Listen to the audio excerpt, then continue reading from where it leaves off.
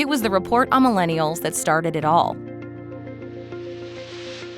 They're facing health problems at an earlier age than previous generations, but we continue to ask ourselves, why?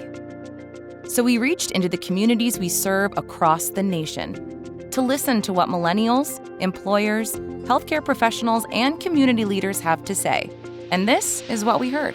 Millennials want healthcare that is easy to access and personalized to their needs. Some of the things I look for with a healthcare provider is flexibility, affordability, access. If I can do it online and get it checked off my list, it makes it easier, it's less stress on me. If I'm not feeling well, I want to feel better soon. I don't want to wait 2 weeks to see a primary healthcare provider, so I'm going to go to something like telemed or urgent care where I can get a fix immediately. This generation is seeing a rise in behavioral health conditions, and so they want integrated care for their mind and body.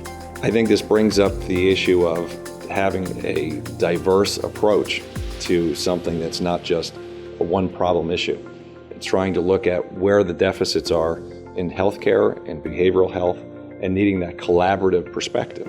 We've got to work together as a team to address what's going on. I also think holistic care is really important, so looking at other creative opportunities to encourage health and wellness, whether that means incentivizing healthy eating, incentivizing being physically active, connecting folks with community, ensuring that folks aren't isolated. We also learned that millennials are redefining the workplace and benefits. I want a plan that will work for me, offer benefits that are important to me, preventative care, well women's care. I actually think the biggest thing an employer can do is promote a culture of self-care and work-life balance. They're struggling to live, to survive, to be able to move out from their parents' house and to be able to pay for things. So we've talked and looked at periodically, tuition reimbursement, repayment of loans, those kind of things.